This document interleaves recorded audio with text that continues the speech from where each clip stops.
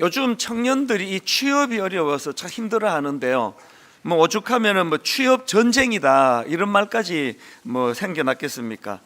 최근에 이와 관련한 이메일 한 통을 제가 받았는데요. 그 청년부를 담당하는 그 목사님이 이제 자기 제자 청년에게 받은 메일을 저한테 토스해줘서 그 내용을 제가 읽어보게 됐습니다. 이 청년이 이제 꿈에도 그리던 이제 취업이 된 그 내용인데요. 얼마나 기뻐하는지 내용을 한번 읽어드리겠습니다. 목사님, 할렐루야! 정말 100% 하나님 은혜로 취업에 성공했습니다. 막 느낌표 막 팍팍 넣고요. 그 다음에도 이렇습니다. 이직하는 가운데 제가 얼마나 작고 보잘것없고 아무것도 아닌지를 몸으로 와닿게 하나님께서 알게 하신 시간이었던 것 같습니다. 최종 합격하는 모든 과정과 순간에 하나님께서 일하셨고 역사하셨음을 느낍니다. 막 굉장히 밝은 톤으로 기쁨은 이렇게 표현했는데요. 제가 놀란 것은 그 다음 내용입니다. 저번에 목사님을 만났을 때 100군데 정도 지원했다고 했지 않습니까? 그런데 오늘 확인해 보니 정확히 310건을 지원했더라고요. 제 생각과 상식과 계획과 기준에서는 상상도 할 수 없었던 시간들이었습니다. 이 시간을 통해서 합격했다는 기쁨에 몰두하지 않고 하나님께서 일하시고 인도하시고 가장 좋은 길로 인도하실 것에 대한 확신과 믿음으로 채워나가길 진심으로 바랍니다. 기도해 주시고 신경 써 주셔서 감사합니다. 목사님 너무 바쁘실 테지만 혹시라도 마음 한켠에 궁금해 하실까 해서 소식 전해드립니다. 저 너무 놀랐습니다. 이 청년이 그 어려운 취업에 성공했다는 그것도 기쁘지만요. 아니 그동안 301군데 그 지원서를 냈다는 거는 309번 떨어졌다는 말이잖아요. 이게 참 마음에 감동이 되는 걸 느꼈습니다. 그 힘든 과정을 이 형제가 낙심하지 않고 또 낙심했다 하더라도 다시 은혜를 구하며 일어서기를 반복하면서 이 긴 그 실패의 과정을 끝까지 견뎌내서 결국은 이제 목표로 한 취업이 됐다고 이렇게 기뻐하는 이 메일을 보면서 마음이 제가 굉장히 뭉클해졌습니다. 저는 이 형제의 글을 읽으면서 그 제임스 앨런이 쓴 원인과 결과의 법칙이라는 제가 최근에 읽은 책이 생각이 났는데요. 이 책의 부제가 사람은 생각하는 대로 살게 된다, 이 부제인데요. 제가 이 책을 구입한 이유는 이 책은 성경 잠언 23장 7절 말씀을 바탕으로 쓴 책이라고 그렇게 제가 이제 광고 문구를 보았기 때문입니다. 잠언 23장 7절입니다. 대저 그 마음의 생각이 어떠하면 그 위인도 그러한즉. 대저 그 마음의 생각이 어떠하면 그 위인도 그러한즉. 이게 이 책의 부제가 말하는 사람은 생각하는 대로 살게 된다, 이거와 연결이 된 그런 책이라는 겁니다. 아니 이 청년이 정말 지치지 않고 그 309번 떨어지고 그럼에도 불구하고 또 도전해가지고 310번 지원한 그것으로 이제 목표를 이루었다는 그 글을 제가 보면서 그 비결이 뭔가, 이 청년이 어떻게 지치지 않을 수 있었나, 그 비결을 제가 생각해 보니까요, 그 청년이 쓴 글에서 그 비결이 나오더라고요. 이직하는 가운데 제가 얼마나 작고 보잘것이 없고 아무것도 아닌 존재인지를 몸으로 와닿게 하나님께서 알게 하신 시간이었던 것 같습니다. 이 원인과 결과의 법칙이라는 책에서 저자가 강조하는 게 생각의 힘인데요, 이 생각하는 게 힘이다. 이 생각의 힘, 그러니까 사람은 그 생각하는 대로 살게 된다고 한다면 이 청년은 무려 310군데나 지원하는 그 힘든 과정에서 어떤 생각을 했습니까? 이 과정에 하나님이 개입하셔서 하나님께서 자기를 연단하시는 그런 기회로, 그래서 내 연약함, 내 자금을 철저하게 깨닫게 하시는 시간이었다, 그렇게 메시지로 받으니까 잘 지치지도 않을 뿐더러 지쳐도 금방금방 하나님 주시는 새 힘을 얻어서 그렇게 달려갈 수 있게 됐다는 거거든요. 예전에 제가 빅터 프랭클의 그 죽음의 수용소라는 책을 소개해 드린 적이 있는데요, 최근에도 제가 인터넷에서 이 책을 정리한 강의 영상을 들어보았습니다. 그 빅터 프랭클 박사의 의미 치료에 대해서는 제가 설명해 드리지 않았습니까? 사람이 똑같은 어려움을 경험하는데 어떤 사람은 그 상황을 긍정적으로 받아들여서 자기에게 유익으로, 메시지로, 교훈으로 받아들여서 그것을 견뎌내는 힘을 공급을 받고, 어떤 사람은 똑같이 어려운 일을 경험하지만 거기에서 삶의 메시지를 못 찾으니까 좌절하고 절망하고 무너져 버리더라. 그래서 극단적인 그 고통의 시간인 그 죽음의 수용소에서 이 빅터 프랭클 본인이 본을 보인 거 아닙니까?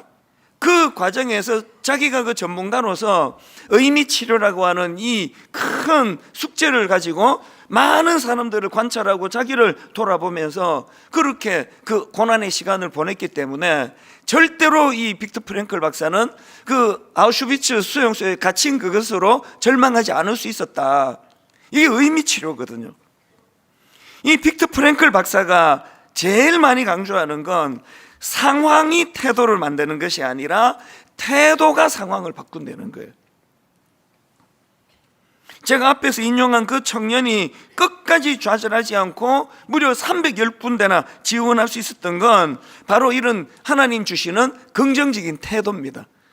그래서 상황이 태도를 만드는 것이 아니라 태도가 상황을 바꾼다. 그럼 여러분은 지금 어떤 어려움에 빠져 계십니까? 여러분은 어떤 문제에 봉착해서 지금 마음고생을 하고 계십니까? 기억할 것은요, 저나 여러분은 그 상황을 바꿀 수 없습니다.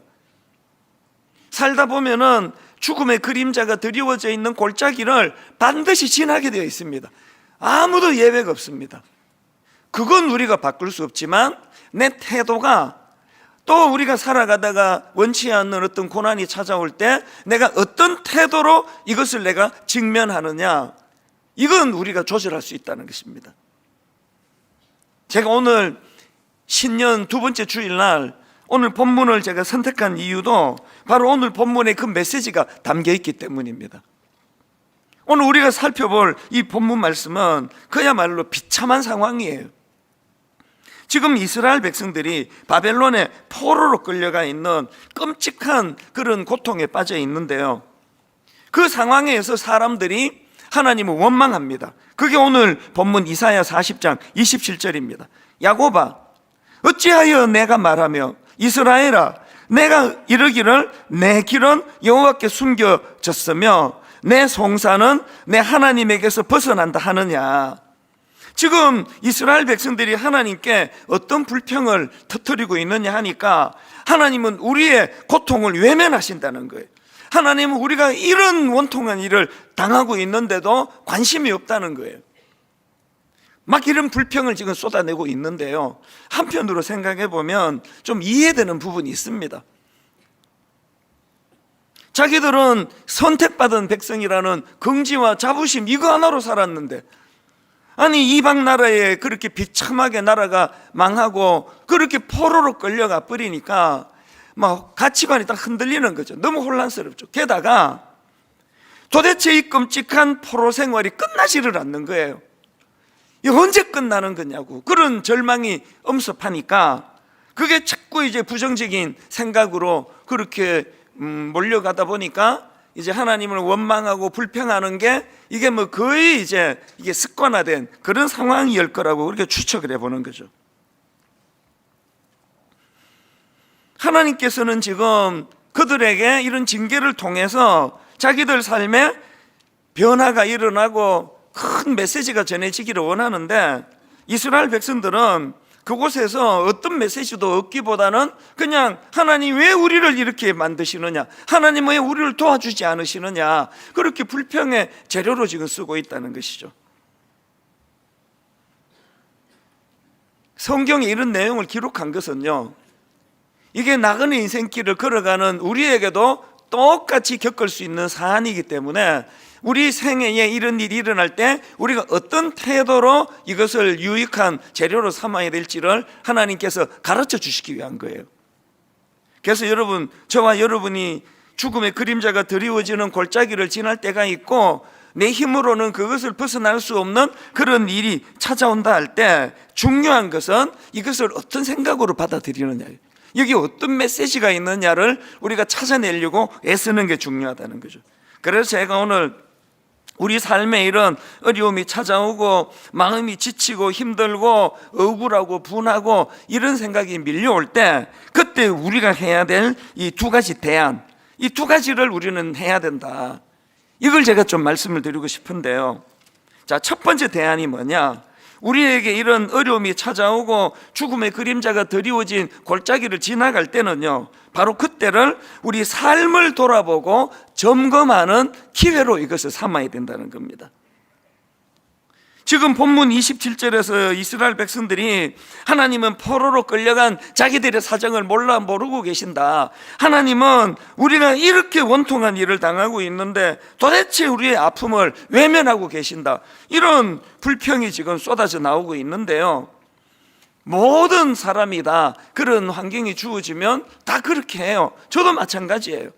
누가 여러분 그 죽음의 그림자가 드리워진 고난의 골짜기를 지나면서 막 행복해하면서 가는 사람 아무도 없습니다. 그 본능이에요. 원망이 당연합니다. 그런데 여러분, 그럴 때 그걸 방치하면 안 된다는 거예요. 성경에 보면은 왜 하나님께서 그들을 바벨론의 포로로 끌려가게 하셨는지를, 그 이유를 여러 번 설명을 합니다. 왜냐하면은 우리가 오해할까 봐. 왜 그들에게 이런 고난의 골짜기를 허락하셨냐 하면은요, 이것이 그들이 행한 죄 때문이라는 거예요. 방치할 수 없는, 그들은 하나님을 멀리하고 우상을 숭배하고 그런가 하면은 하나님이 싫어하시는 악한 짓을 저지르고, 그래서 하나님이 징계 차원으로 그런 조치를 취하셨다. 그러면요, 이스라엘 백성들이 그 징계로 그런 포로 생활이 시작이 됐다면 어떻게 해야 되는 겁니까?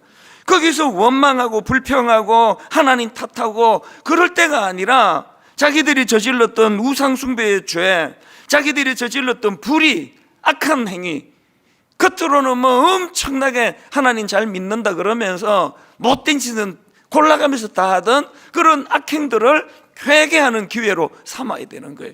그리고 하나님은 멀리했던 그 자기들의 생활을 회개하고 자기 삶에 항상 하나님을 중심에 두는 이런 모습으로 변화가 일어나야 되는데 그들은 그렇게 하지 않았습니다. 우리가 때로 죽음의 그림자가 드리워진 골짜기를 지나갈 때는 그때는 생각할 때예요. 그좀 하더니 좀 중단하고 자기를 돌아볼 때예요. 그리고 하나님과의 관계를 점검할 때입니다. 그래야 하나님의 심정을 우리가 다시 느낄 수가 있습니다. 하나님의 심정, 예레미야 29장 12절 13절이요. 너희가 내게 부르짖으며 내게 와서 기도하면 내가 너희들의 기도를 들을 것이요, 너희가 온 마음으로 나를 구하면 나를 찾을 것이요 나를 만나리라. 그 포로 생활 가운데 원망하고 불평하는 그 시간에 하나님의 마음을 좀 헤아리는 이런 일들을 그들이 해야 되는데 그 안 해요. 이거 우리도 마찬가지 아닙니까? 세상에서 제일 쉬운 게 남 탓하는 거거든요. 그거 뭐 생각할 것도 없고 가장 내 마음이 편한 거예요. 제가 앞에서 언급했던 그 책이요, 원인과 결과의 법칙, 이 책을 보면은 저는 여기서 참 많은 그 명문 문구를 제가 발견해서 여러 개를 제가 옮겨놨는데요. 예를 들면 이런 겁니다. 저 화면으로도 제가 이 문장을 좀 띄워달라 그랬는데 보십시오. 사람들은 그들의 환경을 개선하려고 애를 쓴다. 하지만 그 자신을 개선하는 데에는 소극적이다.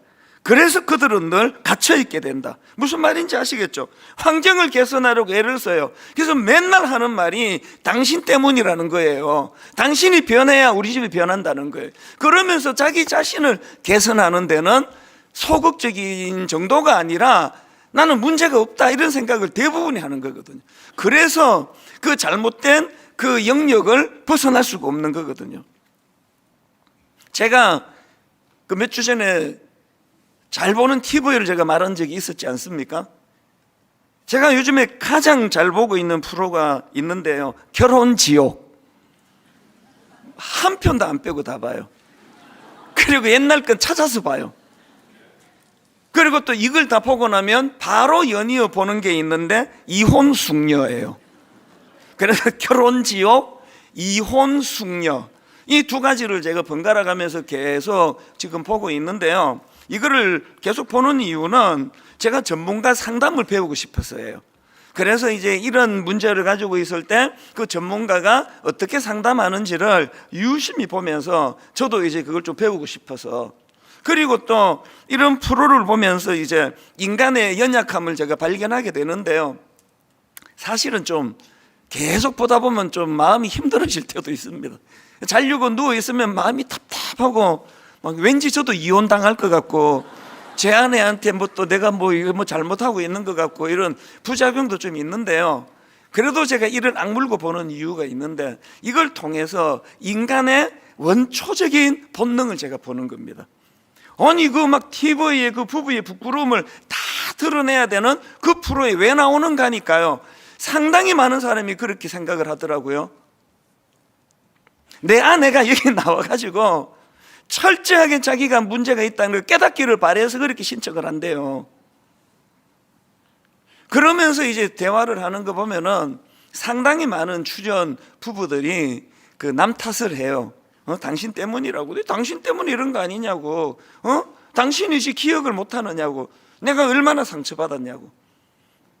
이혼 숙녀라는 그 프로에 보면은 상담도 중요하지만 이 부부들 마음이 확 깨달음으로 무너질 때가 거의 그게 그 역할극에 있더라고요.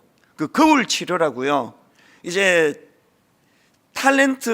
남자 탤런트 한 분과 여자 탤런트 한 분이 무대에 나와가지고 이제 연기를 하는데, 그 문제가 있는 남편과 아내가 이제 객석에서 이제 무대를 보고 있거든요. 그러면은 이제 자기들 생활을 이제 보여주는 거예요.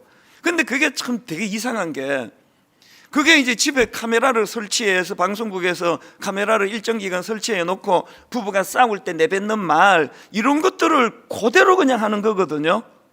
그러면 부끄러워해야 되는데 충격을 받는 거예요.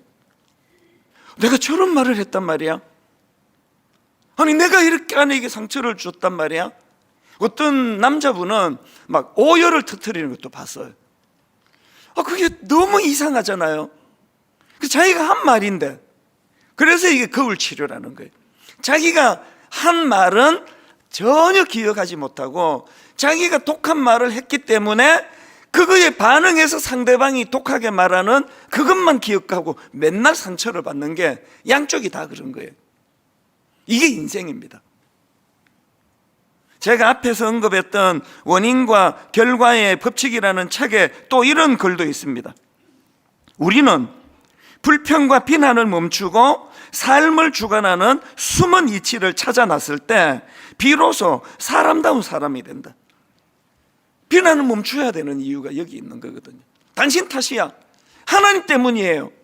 왜 우리를 포로로 여기다가 가두어 두시느냐고요. 우리의 아픔을 알기나 하세요? 내 사정을 아십니까? 당신 살아는 계세요? 이게 우리 아닙니까?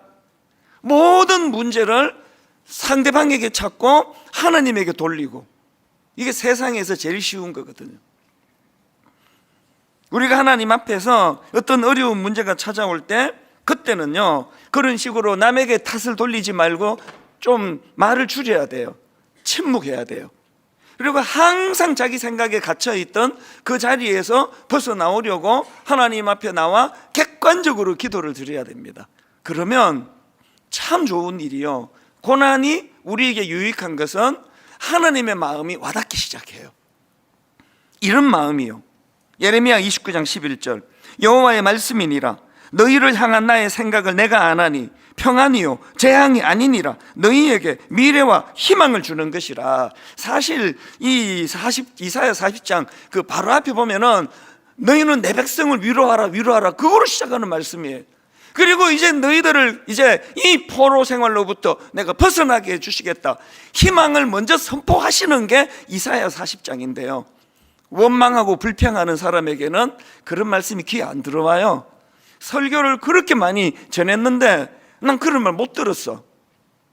자기에게 몰두할 때 자기 변명에 몰두할 때, 그렇게 자기가 요 어떤 포자를 만들고 그 안에 숨어 있을 때는 이런 하나님의 말씀이 하나도 들리지 않아요. 그래서 오늘 본문에서 보니까 원망하고 불평하는 그들을 향해서 28절입니다. 너는 알지 못하느냐? 너는 듣지 못하느냐?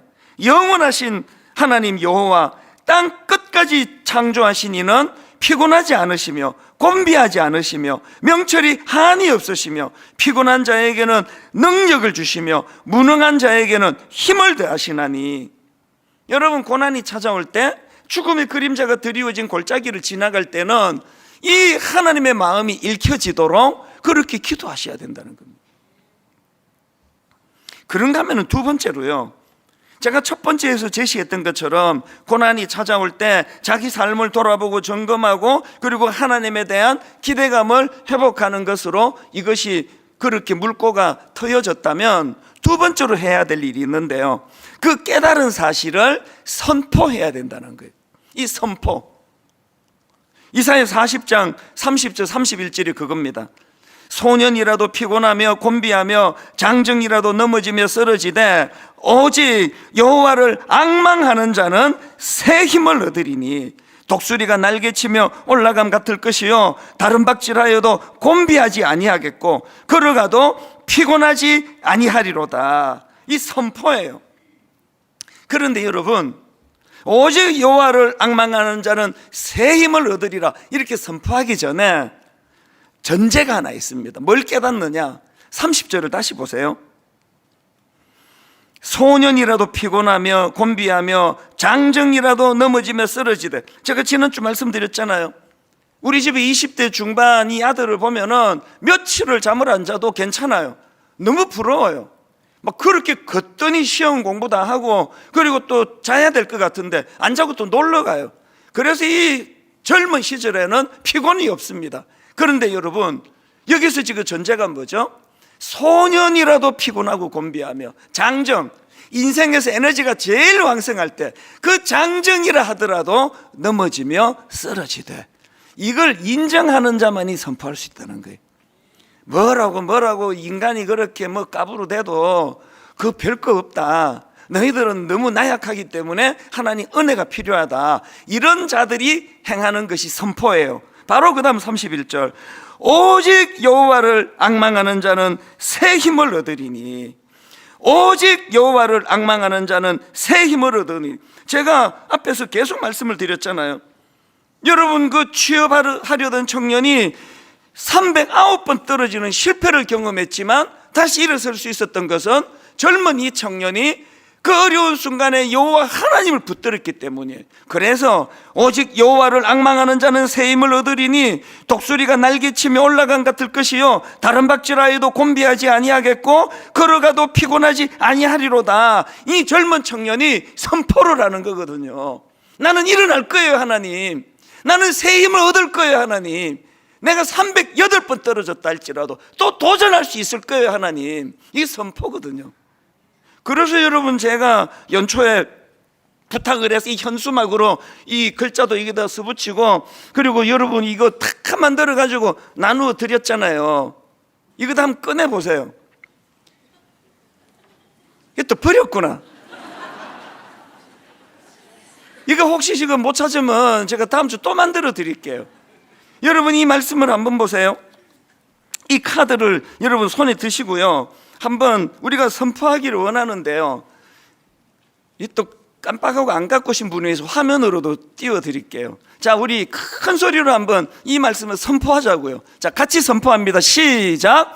오직 여호와를 앙망하는 자는 새 힘을 얻으리니 독수리가 날개치며 올라감 같을 것이요 다른 박질하여도 곤비하지 아니하겠고 걸어가도 피곤하지 아니하리로다. 아멘. 이 선포거든요. 그리고 뒷면에 보면은 또 이렇게 예쁘게 디자인을 했는데요, 요거는 선포하기 쉬우라고요. 자, 여러분 한마디씩 저를 따라 한번 선포해 보세요. 오직 여호와를 앙망하는 자는, 오직 여호와를 앙망하는 자는 새 힘을 얻으리니. 새 힘을 얻으리니. 이게 선포예요. 성경에 보면은 이 선포가 참 중요하다는 걸 알 수 있는데요, 로마서 7장에 보니까 자기 자신에게 절망하는 바울이 나오잖아요. 너무 자기가 너무 절망스러우니까 나 정말 죽고 싶습니다. 이 사망의 몸에서 누가 나 좀 건져 주시겠습니까? 그렇게 절망을 토로하는데 그렇게 하고 끝나지 않아요. 바로 로마서 8장으로 건너와서 선포가 나와요. 그러므로 이제 그리스도 예수 안에 있는 자에게는 결코 정죄함이 없나니 선포거든요. 이는 그리스도 예수 안에 있는 생명의 성령의 법이 죄와 사망의 법에서 너를 해방하였습니다. 이 선포거든요. 마귀가 우리를 참소할 때, 공격할 때 이 선포가 필요해요. 분당 우리 담임 목사로 살아가는 게 좀 힘든 게, 이 마귀가 저를 많이 그렇게 공격을 해요. 저를 위축시켜요. 그리고 저를 참소합니다. 니까짓 게 강단에서 설교할 자격이 있나?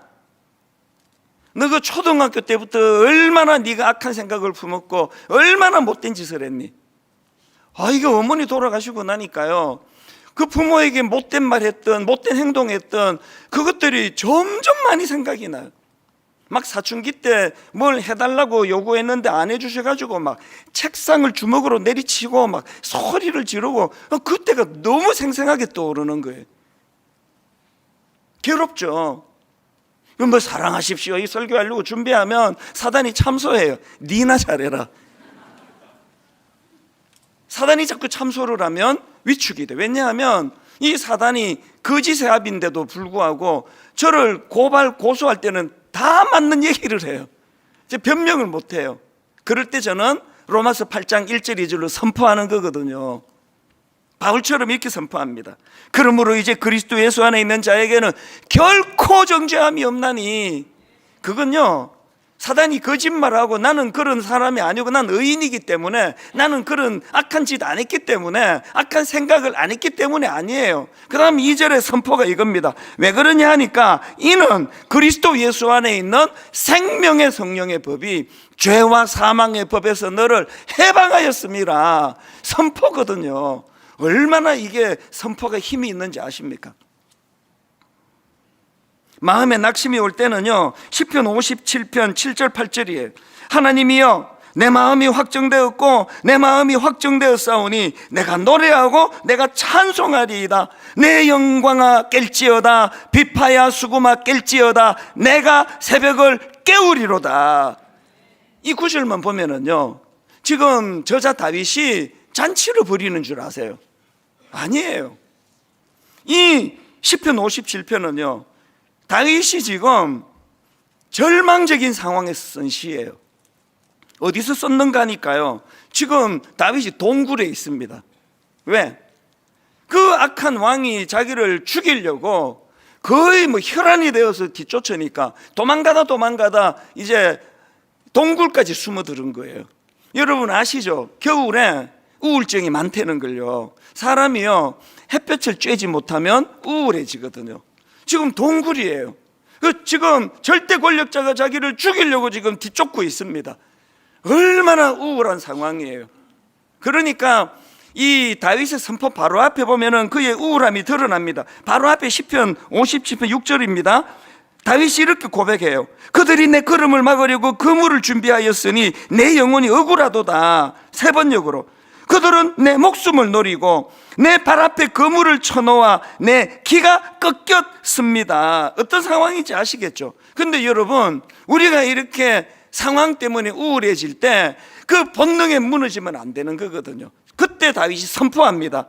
하나님이여, 내 마음이 확정되었고 내 마음이 확정되었사오니 내가 노래하고 내가 찬송하리이다. 내 영광아 깰지어다. 비파야 수구마 깰지어다. 내가 새벽을 깨우리로다. 선포예요. 신앙생활은 선포입니다. 선포. 상황이 달라지고 말하는 건 서술이고요, 상황은 동굴이에요. 상황은 적이 지금도 죽이려고 혈안이 돼 있는 상황인데 기쁨을 선포하는 겁니다. 하박국 선지자도 마찬가지예요. 지금 하박국 선지자는 전쟁의 위협에 빠져 있는 자기 동족들, 극심한 경제적 어려움에 빠져있는 자기 민족의 상황에서 그가 이렇게 선포합니다. 하박국 3장 17절 18절. 비록 무화과 나무가 무성하지 못하며 포도나무에 열매가 없으며 감람나무에 소출이 없으며 밭에 먹을 것이 없으며 우리의 양이 없으며 외양간에 소가 없을지라도, 그럼에도 불구하고 이렇게 선포합니다. 나는 여호와로 말미암아 즐거워하며 나의 구원의 하나님으로 말미암아 기뻐하리로다. 선포가 없으면 온전한 신앙생활이 아니에요. 이제 막 열매가 막 엄청 많이 생기고 나서 하는 선포는요, 감사는요, 그건 아무것도 아니에요. 그건 인간의 본능이거든요.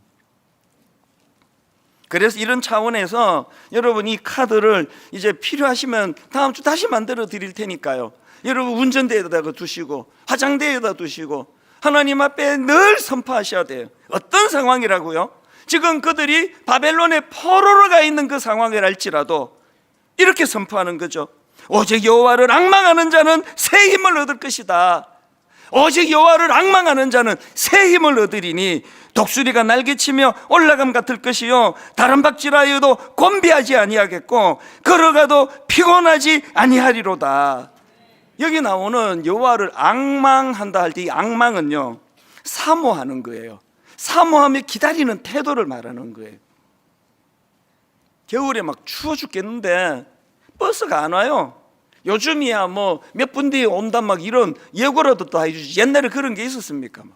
추워 죽겠는데 발이 얼어붙는데 한 30분이도 버스가 안 와요. 그럼에도 어떤 경우라도 떨고 있지만 그 자리를 떠나지 않는 건요, 앙망하기 때문이에요. 버스는 반드시 온다. 비록 오늘 좀 늦게 오지만 이 버스는 반드시 온다. 그 희망이 있기 때문에 그 추운 데 서서 벌벌 떨면서 기다리는 거 아니냐고요. 여러분, 하나님의 은혜를 갈망하고 사모하는 여러분들에게 이 앙망이 있기를 바랍니다. 터널은 반드시 지나간다. 죽음의 그림자가 드리워진 골짜기를 알지라도 여기나 머물지 않는다. 이건 반드시 거쳐 지나가는 것이다. 이 일을 도와주시는 하나님을 나는 앙망한다. 하나님을 갈망하며 기다린다. 이런 선포와 함께 또 해야 되는 선포가요, 히브리서 12장 2절입니다. 믿음의 주여 또 온전하게 하시는 이 예수를 바라보자. 고린도후서 4장 16절. 그러므로 우리가 낙심하지 아니하노니, 지금 뭐 바울이 지금 낙심하고 있는 거 확 느껴지시잖아요. 그 낙심하고 있는 그 상황에서 바울이 선언하는 게 이겁니다. 그러므로 우리가 낙심하지 아니하노니 우리의 겉사람은 낡아지나 우리의 속사람은 날로 새로워지는도다. 요한복음 16장 33절. 세상에서는 너희가 환난을 당하나 담대하라. 내가 세상을 이기었노라. 올 한 해 여러분, 늘 자기 삶을 돌아보고 점검하여 옆에 있는 누구를 원망하고 책임을 전가하고 하나님을 향해 원망하는 이 잘못된 습관을 떨쳐내고 어려울수록 여호와를 앙망하는 거예요. 여호와 앙망. 그리고 책임 전가가 아니라, 여보, 내가 더 노력해 볼게. 내가 잘못한 게 많아. 이 두 가지 인생의 어려움이 찾아올 때 자기 삶을 돌아보고 점검하기, 그리고 두 번째, 그 깨달은 사실을 입술로 선포하기, 이것들이 실천되어지는 올 한 해가 되기를 주님 이름으로 축복합니다. 우리 이 찬양이요, 우리 주는 위대하며 능력이 많으시도다. 그의 지혜 무궁하며 인자는 영원하시도다. 하나님을 향한 원망과 불평 대신에 하나님을 앙망하는 거예요. 그분의 일하심을 갈망하며 우리 한번 이 찬양 같이 불러보겠습니다. 우리 직후에 드리는 이 찬양은 다 선포예요. 설교랑 연결해서 이 찬양 하나 고르는 것도 막 고르는 거 아닙니다. 오늘 여러분 마음이 상하고 상처를 받아 싸매움을 받아야 되는 그런 분들이 계시다면 예배 중에 선포하는 거예요. 내가 왜 이런 아픔을 겪게 됐는지를 누구에게 책임 전가하지 않고 하나님 탓하지 않고, 하나님 이 아픔을 통해 저에게 어떤 메시지를 주십니까? 회개하기 원합니다. 그리고 싸매어 주시는 그 하나님을 앙망하는 게 앙망. 저는 사모하며 기다립니다. 싸매어 주실 줄 믿습니다. 여기 나와 있는 이 시편을 가지고 만든 이 찬양 하나에도 너무나 많은 선포가 있는데요, 우리 같이 이 시간 이 찬양 부를 동안에 내 영혼에 우리 하나님을 선포하는, 찬양하는 시간이 되기를 원합니다. 우리 한 번 더 이 찬양 같이 불러보기 원합니다. 여전히 두렵습니다.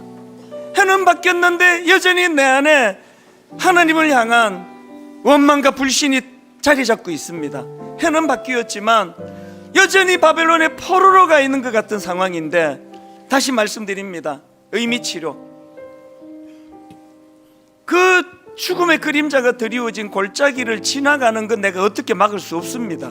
그러나 그것을 지날 때의 내 태도는 내가 결정하는 거예요. 이 과정을 통해 하나님 내 인생의 유익한 은혜로 인도하실 줄 믿습니다. 그렇게 태도는 내가 결정하는 겁니다. 오늘 주신 말씀을 가지고 하나님 올 한 해 선포하기 원합니다. 오직 여호와를 앙망하는 자는 새 힘을 얻으리니, 오직 여호와를 앙망하는 자는 새 힘을 얻으리니. 우리 한 목소리로 합심하여 큰 소리로 주님 앞에 통성으로 같이 기도하시겠습니다. 살아계신 하나님 아버지, 우리의 삶을 돌아볼 때마다 오늘 이 예배 가운데 임재하여 주신 하나님, 여전히 두려움 가운데 있음을 고백합니다. 우리 모두가 다 나그네 인생길, 초행길, 한 번도 가보지 못한 길, 때로는 하나님 우리 인생에 사망이 없지만 골짜기로 지나야 되는 그 상황은 우리가 바꿀 수 없습니다. 그러나 하나님,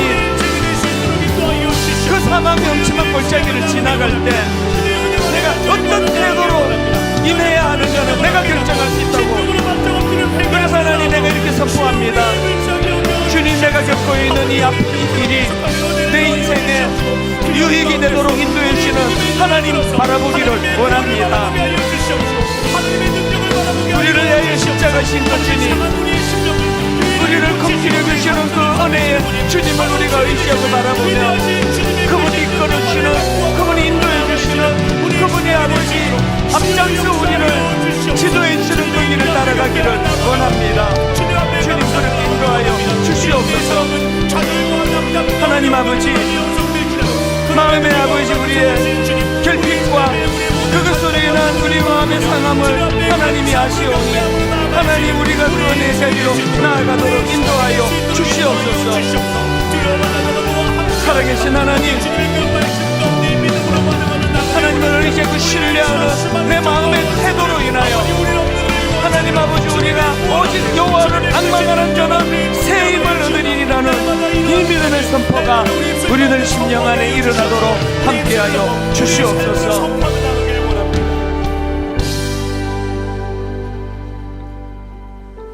그러므로 우리가 낙심하지 아니하노니 우리의 겉사람은 낡아지나 우리의 속사람은 날로 새로워지는도다. 믿음의 주여, 또 온전하게 하시는 이인 예수님을 바라보자.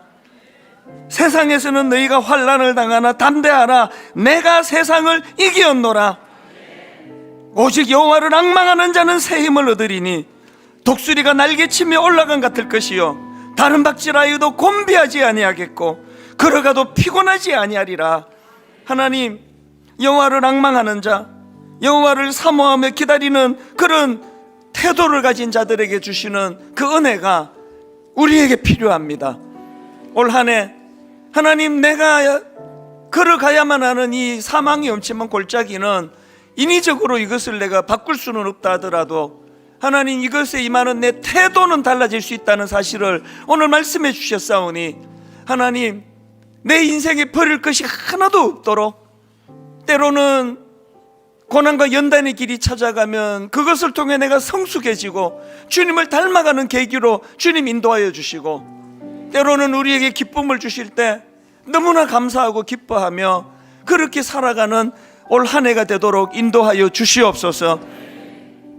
마음이 상한 성도님이 있다면, 상처받아 마음에 눈물 흘리는 성도가 있다면, 하나님, 너무 인생이 메마르고 건조해서 눈물조차 나지 않는 성도가 있다면 구름을 내려주시고 비를 준비해 주시는 하나님을 의지하는 은혜의 기회로 그 아픔을 사용하여 주시옵소서. 한 주간 그 주님을 바라보며 선포하는 그 선포마다 하나님의 능력이 임함을 맛보고 경험하는 한 주가 되게 하여 주시옵소서.